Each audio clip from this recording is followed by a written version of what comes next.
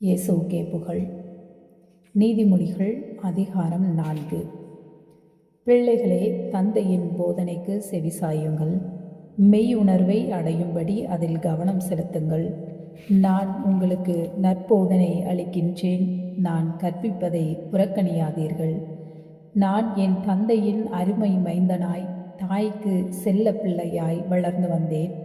அப்பொழுது என் தந்தை எனக்கு கற்பித்தது இதுவே: நான் சொல்வதை உன் நினைவில் வை, என் கட்டளைகளை மறவாதே, நீ வாழ்வடைவாய். ஞானத்தையும் மெய் உணர்வையும் தேடி பெறு. நான் சொல்வதை மறந்துவிடாதே, அதற்கு மாறாக நடவாதே.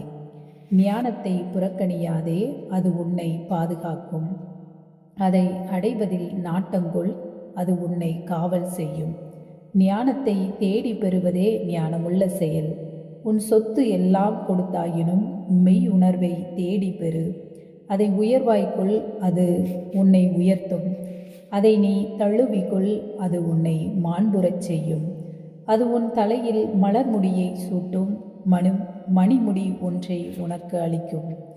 பிள்ளாய், கவனி, நான் சொல்வதை ஏற்றுக்கொள். அப்பொழுது உன் ஆயுட்காலம் நீடிக்கும்.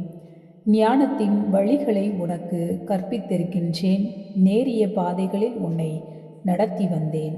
நீ நடக்கும்போது உன் கால் சறுக்காது, நீ ஓடினாலும் இடறி விழமாட்டாய். பெற்ற நற்பயிற்சியில் உறுதியாக நிலைத்து நில். அதை விட்டு விடாதே, அதை கவனமாய் காத்துக்கொள். அதுவே உனக்கு உயிர். பொல்லார் செல்லும் பாதையில் செல்லாதே, தீயோர் நடக்கும் வழியில் நடவாதே. அதன் அருகில் செல்லாதே, அதில் கால் வைக்காதே. அதை விட்டு விலகி உன் வழியே செல். தீமை செய்தாலன்றி அவர்களுக்கு தூக்கம் வராது. யாரையாவது கீழே வீழ்த்தினாலன்றி அவர்களுக்கு உறக்கம் வராது. தீவினையே அவர்கள் உண்ணும் உணவு, கொடுஞ்செயலே அவர்கள் பருகும் பானம்.